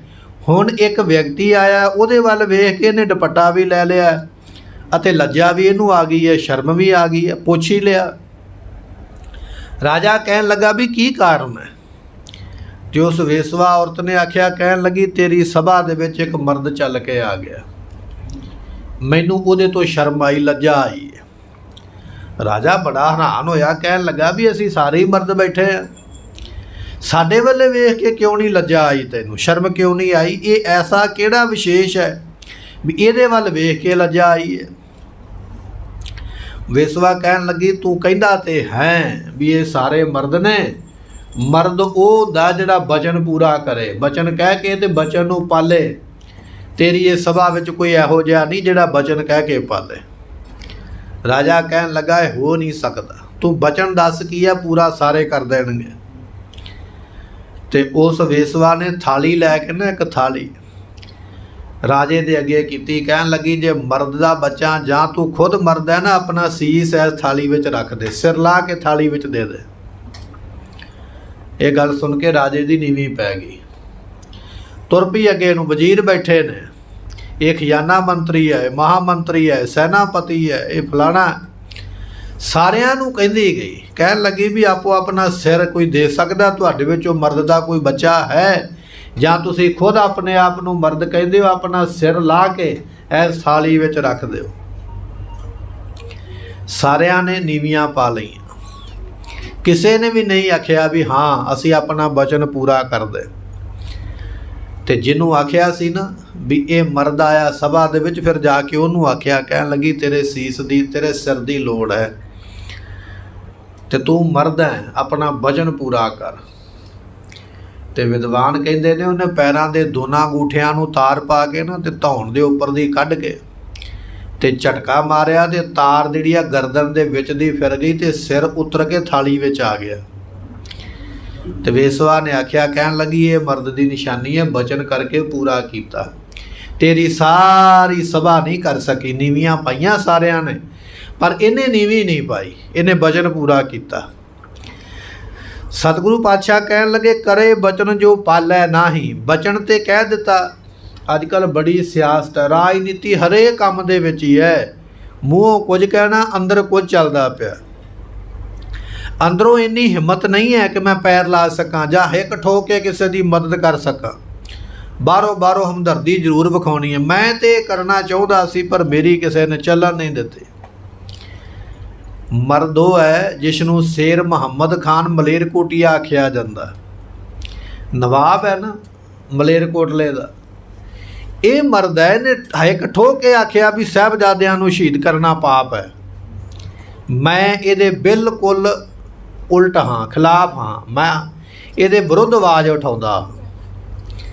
ਉਹਦੀ ਆਵਾਜ਼ ਨਹੀਂ ਕਿਸੇ ਨੇ ਮੰਨੀ। ਉਹ ਸਭਾ ਦੇ ਵਿੱਚ ਉੱਠ ਕੇ ਬਾਹਰ ਚਲਾ ਗਿਆ, ਬਾਈਕਾਟ ਕੀਤਾ। ਮੈਂ ਬੈਠਣਾ ਹੀ ਨਹੀਂ ਇੱਥੇ, ਜੇ ਮੇਰੀ ਗੱਲ ਨਹੀਂ ਮੰਨੀ ਮੈਂ ਤੁਹਾਡੇ ਵਿੱਚ ਨਹੀਂ ਬੈਠਾਂਗਾ। ਇੱਕ ਨਵਾਬ ਹੈ ਤੇ ਸੂਬੇਦਾਰ ਨੂੰ ਕਹਿੰਦਾ ਪਿਆ ਵੀ ਤੇਰੀ ਸਭਾ ਦਾ ਮੈਂ ਬਾਈਕਾਟ ਕਰਦਾ। ਆਪਾਂ ਇਸ ਤਰ੍ਹਾਂ ਕਹਿ ਲਈਏ ਵੀ ਇੱਕ ਥਾਣੇਦਾਰ ਇੱਕ ਐਸਪੀ ਨੂੰ ਕਹਿ ਦੇਵੇ, ਬੜੀ ਵੱਡੀ ਗੱਲ ਹੈ। ਅਹੁਦਾ ਜਾ ਸਕਦਾ, ਨਵਾਬੀ ਜਾ ਸਕਦੀ ਹੈ, ਜ਼ਮੀਨ ਜਾਇਦਾਦ ਜ਼ਬਤ ਹੋ ਸਕਦੀ ਹੈ। ਪਰ ਉਹਨੇ ਆਖਿਆ ਨਹੀਂ, ਜੋ ਸੱਚ ਹੈ ਉਹ ਸੱਚ ਹੈ। ਜੇ ਉਹਦੀ ਗੱਲ ਨਹੀਂ ਮੰਨੀ, ਉਹਨੇ ਉਹਨਾਂ ਵਿੱਚ ਉੱਠ ਕੇ ਬਾਹਰ ਜਾਣਾ ਠੀਕ ਸਮਝੇ। ਅਸੀਂ ਬੈਠੇ ਵੀ ਰਹਿੰਦੇ ਹਾਂ ਵਿੱਚੇ ਹੀ, ਬੈਠਦੇ ਵਿੱਚ ਹੀ ਹਾਂ, ਚਾਹ ਪਾਣੀ ਸਾਂਝਾ ਹੀ ਪੀਂਦੇ ਹਾਂ, ਗੱਲਬਾਤਾਂ ਵੀ ਕਰਦੇ ਹਾਂ। ਬਾਅਦ ਵਿੱਚ ਬਹਾਨਾ ਹੁੰਦਾ ਮੇਰੀ ਤੇ ਕਿਸੇ ਨੇ ਮੰਨੀ ਨਹੀਂ, ਮੇਰੀ ਤੇ ਸੁਣੀ ਨਹੀਂ। ਮੰਨੀ ਤੇ ਸੁਣੀ ਮਰਦਾਂ ਦੀ ਜਾਂਦੀ ਹੈ ਜਿਨ੍ਹਾਂ ਨੇ ਕੁਝ ਕਰਨਾ ਹੁੰਦਾ। ਭੇਡਾਂ ਬੱਕਰੀਆਂ ਦੀ ਕੋਈ ਨਹੀਂ ਸੁਣਦਾ, ਜਿੰਨੀ ਮਰਜ਼ੀ ਉਹ ਮਿਆਂ ਕਰਦੀਆਂ ਰਹਿਣ। ਸਤਿਗੁਰੂ ਪਾਤਸ਼ਾਹ ਕਹਿਣ ਲੱਗੇ, ਕਰੇ ਬਚਨ ਜੋ ਪਾਲੈ ਨਾਹੀ। ਜਿਹੜਾ ਬਚਨ ਕਰਕੇ ਤੇ ਪਾਲੇ ਨਾ ਪੂਰਾ ਨਾ ਉਤਰੇ। ਤੇ ਫਿਰ ਮਹਾਰਾਜ ਫਰਮਾਉਂਦੇ ਹਨ, ਗੋਬਿੰਦ ਸਿੰਘ ਤਿਸ ਠੌਰ ਕਤਨਾ। ਗੁਰੂ ਗੋਬਿੰਦ ਸਿੰਘ ਮਹਾਰਾਜ ਦਾ ਇਹ 27ਵਾਂ ਬਚਨ ਹੈ। ਮਹਾਰਾਜ ਕਹਿਣ ਲੱਗੇ ਉਸ ਬੰਦੇ ਨੂੰ ਲੋਕ ਤੇ ਪਰਲੋਕ ਦੇ ਵਿੱਚ ਜਗ੍ਹਾ ਨਹੀਂ ਮਿਲੇਗੀ। ਜਿਹੜਾ ਬੰਦਾ ਇਹ ਗੱਲ ਕਰਦਾ ਨਾ ਵੀ ਮੈਂ ਗੱਲ ਕਹਿ ਆਇਆ ਪਰ ਮੇਰੀ ਕਿਸੇ ਨੇ ਮੰਨੀ ਨਹੀਂ ਹੈ ਤੇ ਮੈਂ ਫਿਰ ਵੀ ਬੇਸ਼ਰਮਾਂ ਵਾਂਗੂ ਉੱਥੇ ਹੀ ਬੈਠਾ ਰਿਹਾ। ਤੇ ਪਾਤਸ਼ਾਹ ਕਹਿਣ ਲੱਗੇ ਉਹਨੂੰ ਇਸ ਲੋਕ ਵਿੱਚ ਵੀ ਜਗ੍ਹਾ ਨਹੀਂ। ਜਦੋਂ ਮਰ ਕੇ ਦੁਨੀਆ ਤੋਂ ਜਾਏਗਾ ਪਰਲੋਕ ਵਿੱਚ ਵੀ ਨਹੀਂ ਮਿਲੇਗੀ। ਦੁਨੀਆ ਦੇ ਸਾਹਮਣੇ ਤੇ ਮਖੌਟਾ ਪਾ ਲਿਆ, ਬਦਲ ਗਿਆ ਕਿ ਮੈਂ ਇਸ ਤਰ੍ਹਾਂ ਨਹੀਂ ਇਸ ਤਰ੍ਹਾਂ ਹਾਂ। ਰੱਬ ਦੀ ਕਚਹਿਰੀ ਵਿੱਚ ਮਖੌਟਾ ਉੱਥੇ ਪਾਸ ਨਹੀਂ ਹੋਣਾ, ਉੱਥੇ ਪਤਾ ਲੱਗ ਜਾਣਾ। ਸਤਿਗੁਰੂ ਪਾਤਸ਼ਾਹ ਕਹਿਣ ਲੱਗੇ ਇਸ ਤਰ੍ਹਾਂ ਬਚਨ ਕਰਨ ਵਾਲੇ ਨੂੰ ਕਦੇ ਜਗ੍ਹਾ ਨਹੀਂ ਮਿਲਦੀ ਹੈ। ਅਗਲਾ ਬਚਨ ਮਹਾਰਾਜ ਜੀ ਦਾ 28ਵਾਂ ਬਚਨ ਇਹ ਹੈ, ਕਿਸੇ ਕੋਲੋਂ ਵੀ ਲੈ ਕੇ ਮਾਸ ਨਾ ਖਾਵੇ ਜਾਂ ਮਾਸ ਵਾਲੇ ਭਾਂਡੇ ਵਿੱਚ ਨਾ ਖਾਵੇ। ਇਹ ਬਚਨ ਪੂਰਾ ਕਰਨਾ। ਕਈ ਵਾਰੀ ਅਸੀਂ ਆਖਦੇ ਵੀ ਇਹ ਜਿਹੜਾ ਜੀਵ ਮਾਰਿਆ, ਕੋਈ ਵੀ ਮੰਨ ਲਓ ਮਾਸ ਹੈ, ਇਹ ਮੈਂ ਥੋੜ੍ਹੀ ਮਾਰਿਆ, ਇਹ ਤੇ ਦੁਕਾਨਦਾਰ ਨੇ ਮਾਰਿਆ, ਮੈਂ ਤੇ ਪੈਸਿਆਂ ਦੇ ਨਾਲ ਖਰੀਦਦਾ ਪਿਆ। ਜੇ ਪਾਪ ਲੱਗੇਗਾ ਤੇ ਦੁਕਾਨਦਾਰ ਨੂੰ ਲੱਗੇਗਾ, ਝਟਕਾਈ ਨੂੰ ਲੱਗੇਗਾ, ਮੈਨੂੰ ਪਾਪ ਨਹੀਂ ਹੈ। ਨਹੀਂ, ਜਿੰਨੀਆਂ ਬੋਟੀਆਂ ਤੂੰ ਖਾਧੀਆਂ, ਜਿੰਨਾ ਰਤ ਤੂੰ ਪੀਤਾ, ਉਹਦੇ ਇਕੱਲੇ ਦਾ ਹਿਸਾਬ ਤੈਨੂੰ ਦੇਣਾ ਪਵੇਗਾ। ਤੇ ਸਤਿਗੁਰੂ ਪਾਤਸ਼ਾਹ ਕਹਿਣ ਲੱਗੇ ਮਾਸ ਖਾਣਾ ਜਾਂ ਮਾਸ ਵਾਲੇ ਭਾਂਡੇ ਵਿੱਚ ਖਾਣਾ ਇਹ ਪਾਪ ਹੈ। ਅੱਜ ਕੀ ਹੁੰਦਾ, ਅਸੀਂ ਵਿਆਹਾਂ ਸ਼ਾਦੀਆਂ ਦੇ ਟੈਂਟ ਬੁੱਕ ਕਰਦੇ, ਵਿਆਹਾਂ ਸ਼ਾਦੀਆਂ ਦੇ ਵਿੱਚ ਵੱਖ-ਵੱਖ ਤਰ੍ਹਾਂ ਦੇ ਪਕਵਾਨ ਬਣਦੇ, ਬਾਜ਼ਾਰਾਂ ਵਿੱਚ ਵੀ ਬਣਦੇ, ਪੈਲਸਾਂ ਹੋਟਲਾਂ ਵਿੱਚ ਵੀ ਬਣਦੇ। ਉਹੀ ਪਲੇਟਾਂ ਨੇ ਜਿਹੜੀਆਂ ਵੈਸ਼ਨੂ ਵਾਲੇ ਪਾਸੇ ਨੇ, ਉਹੀ ਪਲੇਟਾਂ ਨੇ ਜਿਹੜੀਆਂ ਦੂਜੇ ਪਾਸੇ ਨੇ। ਉਹਨਾਂ ਨੇ ਵੱਖਰੇ ਭਾਂਡੇ ਨਹੀਂ ਰੱਖੇ, ਵੱਖਰਾ ਸਾਬਣ ਨਹੀਂ ਹੈ, ਵੱਖਰਾ ਇੰਤਜ਼ਾਮ ਕੋਈ ਨਹੀਂ। ਇੱਕੇ ਭਾਂਡੇ ਵਿੱਚੋਂ ਧੁੱਪਦੀਆਂ ਪਈਆਂ ਪਾਣੀ ਵਿੱਚੋਂ ਕੱਢ ਕੇ ਉੱਦਾਂ ਹੀ ਲਿਆ ਕੇ ਜੂਠ ਸਾਡੇ ਅੱਗੇ ਰੱਖੀ ਜਾਂਦੀ ਹੈ। ਅਸੀਂ ਖਾਣ ਦੇ ਲਾਲਚ ਵਿੱਚ ਆ ਕੇ ਵੀ ਖਾਣਾ ਹੈ, ਪੇਟ ਭਰਨਾ ਹੈ, ਉਹਦੇ ਲਾਲਚ ਵਿੱਚ ਆ ਕੇ ਜੂਠੀ ਪਲੇਟ ਵਿੱਚ ਵੀ ਖਾ ਗਏ। ਸਤਿਗੁਰੂ ਪਾਤਸ਼ਾਹ ਕਹਿਣ ਲੱਗੇ ਮਾਸ ਖਾਣਾ ਜਾਂ ਮਾਸ ਵਾਲੇ ਭਾਂਡੇ ਵਿੱਚ ਭੋਜਨ ਖਾਣਾ ਹੈ। ਅਗਲਾ ਬਚਨ ਗੁਰਮੁਖੋ ਇਹ ਹੈ ਵੀ ਗੁਰੂ ਦੇ ਸ਼ਬਦ ਤੋਂ ਬਿਨਾਂ ਹੋਰ ਬਚਨ ਗਾਉਣੇ। ਅੱਜ ਸਾਡੇ ਵਿੱਚ ਬੜੀ ਵੱਡੀ ਘਾਟ ਹੈ। ਜੇ ਕਿਸੇ ਨੂੰ ਕਹਿ ਦਈਏ ਉਹ ਗੁੱਸਾ ਕਰਦਾ ਹੈ ਵੀ ਗੁਰਬਾਣੀ ਸਮਝ ਨਹੀਂ ਆਉਂਦੀ ਆ, ਸਿੱਧੀ ਕਵਿਤਾ ਸ਼ਬਦ ਸਮਝ ਆਉਂਦਾ ਹੈ। ਸਤਿਗੁਰੂ ਪਾਤਸ਼ਾਹ ਦਾ ਬਚਨ ਹੈ ਬਿਨ ਗੁਰ ਸ਼ਬਦ, ਗੁਰੂ ਦੇ ਸ਼ਬਦ ਤੋਂ ਬਿਨਾਂ, ਕੁਰਬਾਨੀ ਤੋਂ ਬਿਨਾਂ ਬਚਨ ਜੋ ਗਾਵੇ। ਜਿਹੜੀਆਂ ਹੋਰ ਕਵਿਤਾ ਪੜ੍ਹਨੀਆਂ, ਜਿਹਨੂੰ ਕਿਹਾ ਜਾਂਦਾ ਧਾਰਨਾਵਾਂ ਪੜ੍ਹਨੀਆਂ, ਧਾਰਨਾ ਪੜ੍ਹਨੀਆਂ, ਗੁਰੂ ਦਾ ਸ਼ਬਦ ਨਹੀਂ ਪੜ੍ਹਿਆ, ਗੀਤ ਪੜ੍ਹ ਦਿੱਤਾ, ਕਵਿਤਾ ਪੜ੍ਹ ਦਿੱਤੀ, ਕੁਝ ਲੋਕ ਵੱਡੇ ਵੱਡੇ ਮਹਾਤਮਾ ਦਾ ਨਾਮ ਲੈ ਦੇਣਗੇ, ਫਲਾਣੇ ਮਹਾਤਮਾ ਜਿਹੜੇ ਧਾਰਨਾ ਪੜ੍ਹਦੇ ਸਨ। ਜੇ ਉਹ ਧਾਰਨਾ ਪੜ੍ਹਦੇ ਸਨ ਤੇ ਉਹ ਗੁਰਬਾਣੀ ਦੇ ਸ਼ਬਦ ਨੂੰ ਧਾਰਨਾ ਦੇ ਰੂਪ ਦੇ ਵਿੱਚ ਪੜ੍ਹਦੇ ਸਨ ਵੀ ਸੰਗਤ ਵੀ ਨਾਲ ਬੋਲੇ, ਪਰ ਪੜ੍ਹਨਾ ਗੁਰਬਾਣੀ ਦਾ ਸ਼ਬਦ ਹੀ ਹੈ। ਸੰਗਤ ਨੂੰ ਨਾਲ ਬੁਲਾ ਲਿਆ, ਸਿੱਧਾ ਸਿੱਧਾ ਬੋਲ ਦਿੱਤਾ। ਪਰ ਜਿਹੜੀਆਂ ਆਪਣੇ ਕੋਲੋਂ ਕਵਿਤਾ ਬਣਾ ਕੇ, ਕਹਾਣੀਆਂ ਬਣਾ ਕੇ, ਕੱਚੀ ਬਾਣੀ, ਮਹਾਰਾਜ ਕਹਿਣ ਲੱਗੇ ਆਵੋ ਸਿੱਖ ਸਤਿਗੁਰੂ ਕੇ ਪਿਆਰੇ ਹੋ, ਗਾਵੋ ਸੱਚੀ ਬਾਣੀ। ਬਾਣੀ ਤਾਂ ਗਾਵੋ ਗੁਰੂ ਕੇਰੀ, ਇਹ ਮਹਾਰਾਜ ਦੇ ਬਚਨ ਨੇ। ਸੱਚੀ ਬਾਣੀ ਗਾਓ। ਮਹਾਰਾਜ ਨੂੰ ਪੁੱਛਿਆ, ਮਹਾਰਾਜ ਸੱਚੀ ਬਾਣੀ ਕਿਹੜੀ ਹੈ? ਸਤਿਗੁਰੂ ਪਾਤਸ਼ਾਹ ਕਹਿਣ ਲੱਗੇ ਬਾਣੀ ਤਾਂ ਗਾਵੋ ਗੁਰੂ ਕੇਰੀ। ਸੱਚੀ ਬਾਣੀ ਉਹ ਹੈ ਜਿਹੜੀ ਗੁਰੂ ਦੀ ਹੈ। ਗੁਰੂ ਅਰਜਨ ਦੇਵ ਪਾਤਸ਼ਾਹ ਮਹਾਰਾਜ ਬੈਠੇ ਪਏ, ਰਾਗੀ ਸਿੰਘ ਸ਼ਬਦ ਪੜ੍ਹਦੇ ਪਏ। ਸ਼ਬਦ ਗੁਰੂ ਗ੍ਰੰਥ ਸਾਹਿਬ ਦੀ ਬਾਣੀ ਵਿੱਚੋਂ ਨਹੀਂ ਹੈ, ਜਾਂ ਗੁਰੂ ਨਾਨਕ ਦੇਵ ਪਾਤਸ਼ਾਹ ਤੋਂ ਲੈ ਕੇ ਗੁਰੂ ਅਰਜਨ ਸਾਹਿਬ ਤੱਕ ਜਿੰਨੇ ਗੁਰੂ ਹੋਏ ਉਹਨਾਂ ਦੀ ਕਿਸੇ ਦੀ ਬਾਣੀ ਦਾ ਸ਼ਬਦ ਨਹੀਂ ਹੈ। ਸ਼ਬਦ ਸੰਪੂਰਨ ਹੋਇਆ। ਮਹਾਰਾਜ ਨੇ ਰਾਗੀ ਸਿੰਘਾਂ ਨੂੰ ਬੁਲਾਇਆ, ਕਹਿਣ ਲੱਗੇ ਸ਼ਬਦ ਕਿੱਥੋਂ ਪੜ੍ਹਿਆ? ਰਾਗੀ ਸਿੰਘ ਕਹਿਣ ਲੱਗੇ ਮਹਾਰਾਜ ਗੁਰਬਾਣੀ ਦਾ ਤੁਹਾਡਾ ਹੀ ਸ਼ਬਦ ਹੈ। ਮਹਾਰਾਜ ਕਹਿਣ ਲੱਗੇ ਤੁਹਾਨੂੰ ਕਿਵੇਂ ਪਤਾ ਵੀ ਇਹ ਗੁਰਬਾਣੀ ਦਾ ਸ਼ਬਦ ਹੈ? ਕਹਿਣ ਲੱਗੇ ਜੀ ਸ਼ਬਦ ਦੇ ਅਖੀਰ ਵਿੱਚ ਗੁਰੂ ਨਾਨਕ ਦੇਵ ਪਾਤਸ਼ਾਹ ਦਾ ਨਾਮ ਆਇਆ, ਅਸੀਂ ਗੁਰੂ ਨਾਨਕ ਦੇਵ ਪਾਤਸ਼ਾਹ ਦਾ ਨਾਮ ਵੇਖਿਆ ਤੇ ਸ਼ਬਦ ਪੜ੍ਹ ਦਿੱਤਾ। ਸਤਿਗੁਰੂ ਪਾਤਸ਼ਾਹ ਕਹਿਣ ਲੱਗੇ ਬਾਣੀ ਸਾਡੀ ਨਹੀਂ, ਕਿਸੇ ਨੇ ਜਾਣ ਬੁੱਝ ਕੇ ਨਾਮ ਵਰਤਿਆ। ਫਿਰ ਰਾਗੀ ਸਿੰਘਾਂ ਨੇ ਸਵਾਲ ਕੀਤਾ, ਮਹਾਰਾਜ ਤੁਹਾਨੂੰ ਕਿਵੇਂ ਪਤਾ ਵੀ ਇਹ ਤੁਹਾਡੀ ਬਾਣੀ ਨਹੀਂ? ਹੋ ਸਕਦਾ ਗੁਰੂ ਨਾਨਕ ਦੇਵ ਪਾਤਸ਼ਾਹ ਦੀ ਹੋਵੇ, ਗੁਰੂ ਅਮਰਦਾਸ ਮਹਾਰਾਜ ਦੀ ਹੋਵੇ, ਗੁਰੂ ਰਾਮਦਾਸ ਪਾਤਸ਼ਾਹ ਦੀ ਵੀ ਹੋ ਸਕਦੀ ਹੈ। ਤੇ ਸਤਿਗੁਰਾਂ ਨੇ ਫਿਰ ਇੱਕ ਬੜੀ ਸੋਹਣੀ ਉਦਾਹਰਨ ਦਿੱਤੀ। ਕਹਿਣ ਲੱਗੇ ਵੀ ਕਮਰੇ ਦੇ ਵਿੱਚ 20 ਬੰਦੇ ਬੈਠੇ ਨੇ, ਉਹਨਾਂ 20 ਬੰਦਿਆਂ ਦੇ ਵਿੱਚੋਂ ਇੱਕ ਬੰਦੇ ਦੀ ਔਰਤ ਘਰ ਵਾਲੀ ਬਾਹਰ ਖਲੋਤੀ ਹੈ। ਉਹਨੂੰ ਇਹ ਨਹੀਂ ਪਤਾ ਵੀ ਮੇਰਾ ਪਤੀ ਇਹਨਾਂ 20 ਬੰਦਿਆਂ 'ਚ ਬੈਠਾ ਕਿ ਨਹੀਂ ਬੈਠਾ, ਪਰ ਜਦੋਂ ਉਹਨਾਂ 20 ਬੰਦਿਆਂ ਵਿੱਚ ਉਸ ਔਰਤ ਦਾ ਪਤੀ ਬੋਲੇਗਾ, ਉਹ ਆਵਾਜ਼ ਪਛਾਣ ਕੇ ਦੱਸ ਦੇਵੇਗੀ ਵੀ ਮੇਰਾ ਪਤੀ ਵੀ ਇਹਨਾਂ 20 ਵਿੱਚ ਬੈਠਾ ਹੋਇਆ। ਉਹਨੇ ਵੇਖਿਆ ਨਹੀਂ, ਕੇਵਲ ਆਪਣੇ ਪਤੀ ਦੀ ਆਵਾਜ਼ ਪਛਾਣੀ ਹੈ ਇੰਨੇ ਬੰਦਿਆਂ ਦੇ ਵਿੱਚ ਕਿ ਮੇਰਾ ਪਤੀ ਵੀ ਇਹਨਾਂ ਵਿੱਚ ਬੈਠਾ ਹੋਇਆ, ਆਵਾਜ਼ ਪਛਾਣ ਲਈ ਘਰ ਵਾਲੀ ਨੇ। ਸਤਿਗੁਰੂ ਪਾਤਸ਼ਾਹ ਕਹਿਣ ਲੱਗੇ ਇਸੇ ਤਰ੍ਹਾਂ ਪਰਮਾਤਮਾ ਸਾਡਾ ਪਤੀ ਹੈ, ਪਰਮੇਸ਼ਰ, ਅਸੀਂ ਉਹਦੀ ਆਵਾਜ਼ ਪਛਾਣਦੇ ਹਾਂ। ਸਾਨੂੰ ਪਤਾ ਕਿਹੜਾ ਸ਼ਬਦ ਸਾਡੇ ਗੁਰੂ ਦਾ, ਕਿਹੜਾ ਸ਼ਬਦ ਬਾਹਰੋਂ ਪਾਇਆ ਗਿਆ। ਮਹਾਰਾਜ ਜੀਆਂ ਨੇ ਤਫਤੀਸ਼ ਕਰਵਾਈ ਤੇ ਪਤਾ ਲੱਗਾ ਕਿ ਮਿਹਰਬਾਨ ਨੇ ਇਹ ਕਰਤੂਤ ਕੀਤੀ ਹੈ। ਗੁਰੂ ਅਰਜਨ ਦੇਵ ਮਹਾਰਾਜ ਦੇ ਵੱਡੇ ਭਰਾ ਨੇ ਬਾਬਾ ਪ੍ਰਿਥੀ ਚੰਦ, ਤੇ ਪ੍ਰਿਥੀ ਚੰਦ ਦਾ ਪੁੱਤਰ ਹੈ ਮਿਹਰਬਾਨ, ਗੁਰੂ ਅਰਜਨ ਦੇਵ ਪਾਤਸ਼ਾਹ ਦਾ ਸਕਾ ਭਤੀਜਾ ਲੱਗਦਾ। ਵੀ ਇਹ ਉਹਨੇ ਲਿਖਿਆ ਇਹ ਸ਼ਬਦ ਗੁਰਬਾਣੀ ਦਾ, ਔਰ ਗੁਰੂ ਨਾਨਕ ਦੇਵ ਪਾਤਸ਼ਾਹ ਦਾ ਵਿੱਚ ਨਾਮ ਪਾ ਦਿੱਤਾ। ਫਿਰ ਮਹਾਰਾਜ ਜੀਆਂ ਨੇ ਗੁਰੂ ਗ੍ਰੰਥ ਸਾਹਿਬ ਦੀ ਬਾਣੀ ਤਾਂ ਲਿਖਵਾਈ ਸੀ। ਸਿੱਖਾਂ ਨੇ ਆਖਿਆ ਸੀ ਮਹਾਰਾਜ ਅੱਜ ਤੇ ਤੁਸੀਂ ਆਪ ਬੈਠੇ ਹੋ ਤੇ ਤੁਹਾਡੇ ਸਾਹਮਣੇ ਲੋਕ ਤੁਹਾਡਾ ਨਾਮ ਵਰਤ ਕੇ ਆਪਣੇ ਕੋਲੋਂ ਸ਼ਬਦ ਬਣਾਉਂਦੇ ਨੇ, ਕੱਲ ਨੂੰ ਕੀ ਬਣੇਗਾ? ਇਸ ਕਰਕੇ ਬਾਣੀ ਇੱਕ ਥਾਂ ਤੇ ਇਕੱਠੀ ਕਰੋ, ਸਿੱਖਾਂ ਨੂੰ ਭੁਲੇਖਾ ਨਾ ਪਵੇ। ਤੇ ਸਤਿਗੁਰਾਂ ਨੇ ਫਿਰ ਬਾਣੀ ਇਕੱਠੀ ਕਰਵਾਈ, ਗੁਰੂ ਸਾਹਿਬਾਨਾਂ ਦੀ, ਭਗਤਾਂ ਦੀ ਜਿੰਨੀ ਬਾਣੀ ਪ੍ਰਮਾਣਿਕ ਸਾਰੀ ਇਕੱਠੀ ਕਰਵਾ ਕੇ ਗ੍ਰੰਥ ਬਣਾਇਆ। ਗੁਰਮੁਖੋ ਅੱਜ ਜਿਹੜੇ ਭਗਤ ਨੇ ਨਾ, ਭਗਤ ਕਬੀਰ ਸਾਹਿਬ ਜੀ, ਭਗਤ ਰਵਿਦਾਸ ਜੀ ਜਾਂ ਹੋਰ ਭਗਤ, ਉਹਨਾਂ ਦੀ ਬਾਣੀ ਵੀ ਸੁਰੱਖਿਅਤ ਉਹੀ ਰਹੀ ਹੈ ਜਿਹੜੀ ਗੁਰੂ ਗ੍ਰੰਥ ਸਾਹਿਬ ਦੇ ਵਿੱਚ ਦਰਜ ਹੋ ਗਈ ਹੈ, ਉਹੀ ਸਾਫ਼ ਸੁਥਰੀ ਰਹੀ ਹੈ। ਜਿਹੜੀ ਉਹਨਾਂ ਭਗਤਾਂ ਦੀ ਬਾਣੀ ਗੁਰੂ ਗ੍ਰੰਥ ਸਾਹਿਬ ਵਿੱਚ ਦਰਜ ਨਹੀਂ ਨਾ ਹੋਈ, ਉਹਨਾਂ ਵਿੱਚ ਵੀ ਲੋਕਾਂ ਨੇ ਬੜੀ ਮਿਲਾਵਟ ਕਰਤੀ ਆਪਣੇ ਕੋਲੋਂ। ਉਹਨਾਂ ਭਗਤਾਂ ਵਿਚਾਰਿਆਂ ਦੇ ਸ਼ਬਦ ਹੀ ਵਿਗਾੜ ਦਿੱਤੇ, ਵਿੱਚ ਆਪਣੀ ਮੱਤ ਪਾ ਦਿੱਤੀ। ਕਿਸੇ ਨੇ ਉਸ ਨੂੰ ਕੋਈ ਰੂਪ ਦੇ ਦਿੱਤਾ, ਕਿਸੇ ਨੇ ਕੋਈ ਰੂਪ ਦੇ ਦਿੱਤਾ। ਭਗਤ ਕਬੀਰ ਸਾਹਿਬ ਦੀ ਇੰਨੀ ਬਾਣੀ ਨਹੀਂ ਹੈ ਜਿੰਨੀ ਗੁਰੂ ਗ੍ਰੰਥ ਸਾਹਿਬ ਵਿੱਚ ਲਿਖੀ ਹੈ, ਉਹਨਾਂ ਦੀ ਬਾਣੀ ਹੋਰ ਵੀ ਬੜੀ ਹੈ। ਭਗਤ ਫਰੀਦ ਸਾਹਿਬ ਦੀ ਇੰਨੀ ਬਾਣੀ ਨਹੀਂ ਜਿੰਨੀ ਗੁਰੂ ਗ੍ਰੰਥ ਸਾਹਿਬ ਵਿੱਚ ਲਿਖੀ ਹੈ, ਹੋਰ ਵੀ ਬੜੀ ਬਾਣੀ ਉਹਨਾਂ ਨੇ ਰਚੀ ਹੈ। ਭਗਤ ਰਵਿਦਾਸ ਜੀ ਜਾਂ ਜਿੰਨੇ ਵੀ ਭਗਤ ਨੇ, ਗੁਰਬਾਣੀ ਵਿੱਚ ਜਿਹੜੇ ਸ਼ਬਦ ਨੇ ਉਹ ਤੋਂ ਬਾਹਰੀ ਵੀ ਬਾਣੀ ਉਹਨਾਂ ਦੀ ਬੜੀ ਹੈ, ਬਹੁਤੀ ਹੈ। ਪਰ ਉਸ ਬਹੁਤੀ ਬਾਣੀ ਦੇ ਵਿੱਚ ਲੋਕਾਂ ਨੇ ਮਿਲਾਵਟ ਕਰ ਦਿੱਤੀ ਹੈ, ਆਪਣੇ ਕੋਲੋਂ ਗੱਲਾਂ ਜੋੜ ਦਿੱਤੀਆਂ। ਉਹਨਾਂ ਭਗਤਾਂ ਦੀ ਸ਼ੁੱਧ ਬਾਣੀ ਉਹੀ ਰਹੀ ਹੈ ਜਿਹੜੀ ਗੁਰੂ ਗ੍ਰੰਥ ਸਾਹਿਬ ਵਿੱਚ ਲਿਖੀ ਗਈ ਹੈ। ਤੇ ਇਹ ਭਾਵੇਂ ਕਿ ਉਹਨਾਂ ਲੋਕਾਂ ਨੇ ਉਦੋਂ ਇਸ ਗੱਲ ਦਾ ਖੰਡਨ ਕੀਤਾ ਵੀ ਨਹੀਂ ਇਹ ਵੱਖਰਾ ਵਿਸ਼ਾ ਹੈ, ਆਪਾਂ ਇਸ ਪਾਸੇ ਨਹੀਂ ਜਾਵਾਂਗੇ, ਪਰ ਗੁਰਬਾਣੀ ਸੁਰੱਖਿਅਤ ਉਹੀ ਰਹੀ ਜਿਹੜੀ ਗੁਰੂ ਗ੍ਰੰਥ ਸਾਹਿਬ ਵਿੱਚ ਲਿਖੀ ਗਈ। ਤੇ ਗੁਰਮੁਖੋ ਸਾਡੇ ਗੁਰੂ ਨੇ ਇਹ ਗੁਰੂ ਗ੍ਰੰਥ ਸਾਹਿਬ ਤਾਂ ਲਿਖਿਆ ਸੀ ਵੀ ਇਹਦੇ ਵਿੱਚ ਮਿਲਾਵਟ ਨਾ ਕੋਈ ਕਰੇ।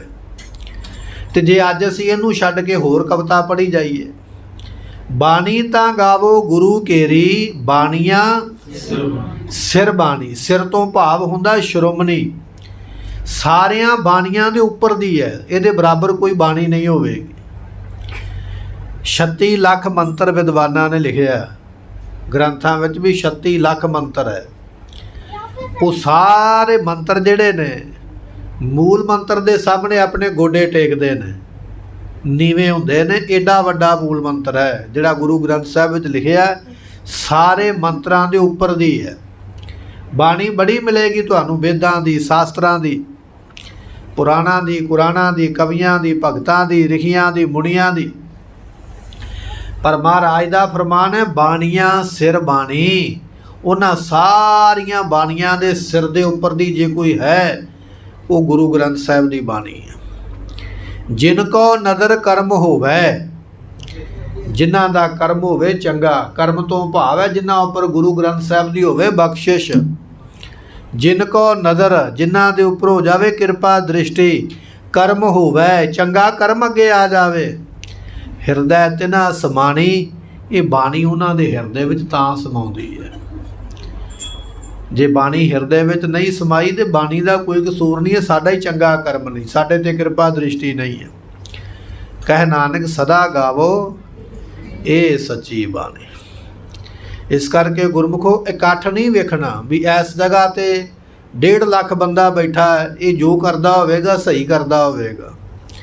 ਗੁਰੂ ਦੇ ਸਿਧਾਂਤ 'ਤੇ ਚੱਲਣਾ, ਜੋ ਗੁਰੂ ਨੇ ਆਖਿਆ। ਤੇ ਸਿਧਾਂਤ ਨੂੰ ਕੋਈ ਗ੍ਰਹਿਣ ਕਰਦਾ, ਸਾਰੇ ਨਹੀਂ ਕਰ ਸਕਦੇ। ਗੁਰੂ ਨਾਨਕ ਦੇ ਪਾਤਸ਼ਾਹ ਦੇ ਮਗਰ ਕਿੰਨੀ ਸੰਗਤ ਤੁਰ ਪਈ, ਪਰ ਕਿੰਨਿਆਂ ਦੇ ਵਿੱਚੋਂ ਭਾਈ ਲਹਿਣਾ ਸਾਹਿਬ ਹੀ ਜਿਹੜੇ ਸਿਧਾਂਤ 'ਤੇ ਤੁਰੇ ਉਹ ਖਰੇ ਉਤਰੇ। ਅਨੰਦਪੁਰ ਸਾਹਿਬ ਦੀ ਧਰਤੀ 'ਤੇ ਲੱਖਾਂ ਸੰਗਤ ਇਕੱਠੀ ਤੇ ਹੋ ਗਈ, ਪਰ ਉਹਦੇ ਵਿੱਚੋਂ 5 ਹੀ ਜਿਹੜੇ ਸਾਨੂੰ ਸਿਧਾਂਤ 'ਤੇ ਚੱਲਣ ਵਾਲੇ ਨਿਕਲੇ, ਬਾਕੀ ਸਾਰਿਆਂ ਦੀਆਂ ਨੀਵੀਆਂ ਪੈ ਗਈਆਂ। ਸਿਧਾਂਤ 'ਤੇ ਚੱਲਣ ਵਾਲੇ ਥੋੜ੍ਹੇ ਹੁੰਦੇ ਨੇ, ਬਹੁਤਿਆਂ ਦਾ ਤੇ ਇਕੱਠ ਹੀ ਹੁੰਦਾ। ਬਹੁਤਿਆਂ ਦੇ ਇਕੱਠ ਵੱਲ ਵੇਖ ਕੇ ਨਹੀਂ ਭੱਜਣਾ, ਗੁਰੂ ਦਾ ਸਿਧਾਂਤ ਨਹੀਂ ਕਦੇ ਵਾਸਤੇ ਛੱਡਣਾ।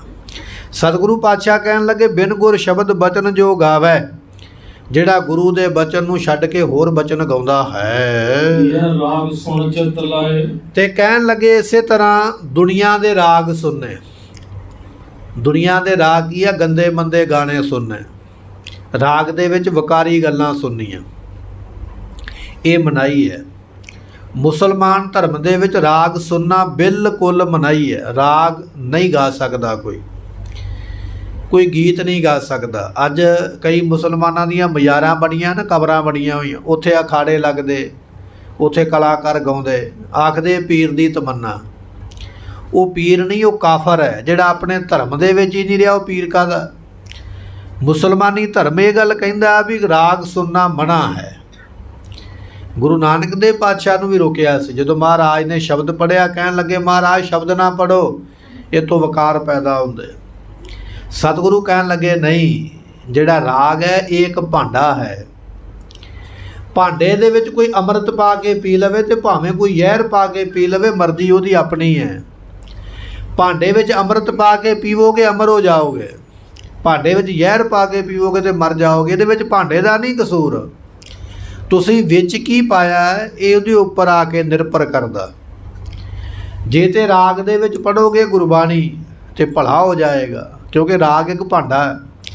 ਗੁਰਬਾਣੀ ਕੀ ਆਪਾਂ ਅੰਮ੍ਰਿਤ ਪਾ ਲਿਆ, ਗੁਰਬਾਣੀ ਪੜ੍ਹੀ, ਸ਼ਬਦ ਪੜ੍ਹਿਆ, ਸਾਡਾ ਭਲਾ ਹੈ।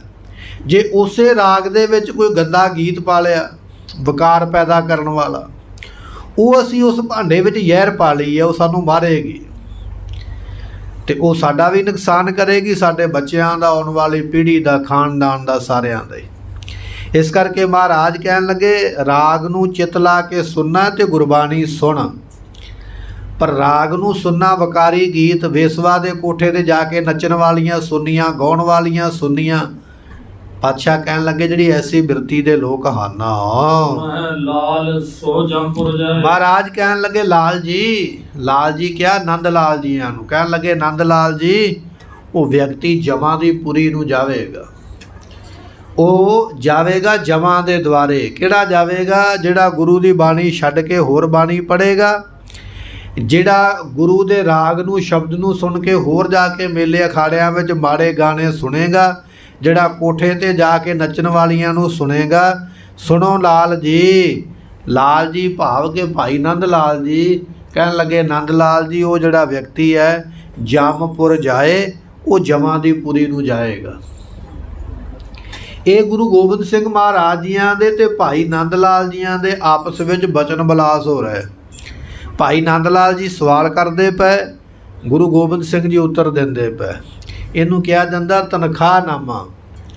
ਫਿਰ ਤਨਖਾਹ, ਜੇ ਇਹਦੇ ਵਿੱਚੋਂ ਕੋਈ ਗਲਤੀ ਹੋ ਜਾਵੇ ਨਾ ਤਨਖਾਹ ਲੱਗਦੀ ਹੈ। ਕਈ ਵਾਰਾਂ ਕੋਈ ਸਿੱਖ ਪੁੱਛ ਲੈਂਦੇ ਗੁਰੂ ਕੇ ਪ੍ਰੇਮੀ ਵੀ ਤਨਖਾਹ ਕਿਵੇਂ ਲੱਗਦੀ ਹੈ, ਕੌਣ ਲਾਉਂਦਾ? ਤਨਖਾਹ ਜਿਹੜੀ ਹੈ ਇੱਕ ਸਿੱਖ ਨੂੰ ਕੇਵਲ ਤੇ ਕੇਵਲ 5 ਪਿਆਰੇ ਸਾਹਿਬਾਨ ਲਾ ਸਕਦੇ। 5 ਪਿਆਰਿਆਂ ਤੋਂ ਬਿਨਾਂ ਇਕੱਲਾ ਵਿਅਕਤੀ ਕੋਈ ਵੀ ਹੋਵੇ, ਭਾਵੇਂ ਉਹ ਅਕਾਲ ਤਖਤ ਸਾਹਿਬ ਦਾ ਜਥੇਦਾਰ ਵੀ ਕਿਉਂ ਨਾ ਹੋਵੇ, ਇਕੱਲਾ ਵਿਅਕਤੀ ਕੋਈ ਤਨਖਾਹ ਨਹੀਂ ਲਾ ਸਕਦਾ, ਤਖਤ ਦਾ ਜਥੇਦਾਰ ਵੀ ਨਹੀਂ ਲਾ ਸਕਦਾ। ਇਹ ਅਧਿਕਾਰ ਮਹਾਰਾਜ ਨੇ ਕੇਵਲ 5 ਪਿਆਰਿਆਂ ਨੂੰ ਦਿੱਤਾ। 5 ਪਿਆਰਿਆਂ ਕੋਲ ਜਾ ਕੇ ਆਪਣੀ ਗਲਤੀ ਦੱਸਣੀ ਪਵੇਗੀ ਵੀ ਮੇਰੇ ਕੋਲੋਂ ਇਹ ਗਲਤੀ ਹੋਈ ਹੈ। ਜਿੰਨੀਆਂ ਆਪਾਂ ਪਿੱਛੇ ਸਰਵਣ ਕੀਤੀਆਂ ਨਾ, ਹਾਲੇ ਤੱਕ ਆਪਾਂ 30 ਬਚਨ ਸਰਵਣ ਕੀਤੇ ਗੁਰੂ ਗੋਬਿੰਦ ਸਿੰਘ ਦੇ ਰਹਿਤਨਾਮਿਆਂ ਦੇ। ਫਿਰ ਆਪਾਂ ਨੂੰ ਦੱਸਣਾ ਪਵੇਗਾ ਵੀ ਮਹਾਰਾਜ ਦਾ ਬਚਨ ਸੀ, ਇੱਥੇ ਮੈਂ ਜਿਹੜਾ ਹੈ ਉਹ ਗਲਤ ਕੰਮ ਕਰ ਬੈਠਾ ਹਾਂ। ਫਿਰ 5 ਪਿਆਰੇ ਆਪਸ ਵਿੱਚ ਸਲਾਹ ਕਰਨਗੇ, ਗੁਰੂ ਗ੍ਰੰਥ ਸਾਹਿਬ ਦੇ ਅੱਗੇ ਅਰਦਾਸ ਕਰਨਗੇ। ਫਿਰ ਉਹ ਤਨਖਾਹ ਲਾਉਣਗੇ ਵੀ ਭਾਈ ਤੈਨੂੰ ਇੰਨੇ ਦਿਨ ਜੋੜੇ ਝਾੜਨੇ ਪੈਣਗੇ, ਇੰਨੇ ਦਿਨ ਤੈਨੂੰ ਜਪਜੀ ਸਾਹਿਬ ਦਾ ਜਾਂ ਸੁਖਮਨੀ ਸਾਹਿਬ ਦਾ ਪਾਠ ਕਰਨਾ ਪਵੇਗਾ, ਝਾੜੂ ਲਾਉਣਾ ਪਵੇਗਾ ਜਾਂ ਬਸਤਰ ਧੋਣੇ ਪੈਣਗੇ। ਕੋਈ ਵੀ ਸੇਵਾ ਜਿਹੜੀ 5 ਪਿਆਰਿਆਂ ਦੇ ਮੁਖ ਚੋਂ ਫਰਮਾਈ ਜਾਵੇ ਫਿਰ ਉਹ ਪੂਰੀ ਕਰਨੀ ਪਵੇਗੀ। ਉਹ ਪੂਰੀ ਕਰਨ ਤੋਂ ਮਗਰੋਂ ਫਿਰ ਅਰਦਾਸ ਹੋਵੇਗੀ ਤੇ ਫਿਰ ਉਹਦੀ ਗਲਤੀ ਦੀ ਮਾਫੀ ਮਿਲੇਗੀ। ਇਹ ਸਾਡੇ ਮਨ 'ਚ ਸਵਾਲ ਹੈ ਵੀ ਤਨਖਾਹੀਆ ਕੌਣ ਹੁੰਦਾ, ਤਨਖਾਹ ਲਾਉਣ ਵਾਲਾ ਕੌਣ ਹੈ? ਤਨਖਾਹ ਲਾਉਣ ਵਾਲੇ 5 ਪਿਆਰੇ ਤੇ ਤਨਖਾਹੀਆ ਉਹ ਹੁੰਦਾ ਜਿਹਨੂੰ ਲੱਗਦੀ ਪਈ ਹੈ ਸਜ਼ਾ, ਤੇ ਇਹ 5 ਪਿਆਰੇ ਸਾਹਿਬਾਨ ਲਾ ਸਕਦੇ। ਸੋ ਇਹ ਮਹਾਰਾਜ ਇੱਥੇ ਬਚਨ ਕਰਦੇ ਪਏ, ਕਹਿਣ ਲੱਗੇ ਵੀ ਇਹਦੇ ਵਿੱਚੋਂ ਜੇ ਕੋਈ ਤੇਰੇ ਕੋਲੋਂ ਗਲਤੀ ਹੋ ਗਈ ਹੈ ਉਹ ਤੈਨੂੰ ਮਾਫ ਕਰਾਉਣੀ ਪਵੇਗੀ।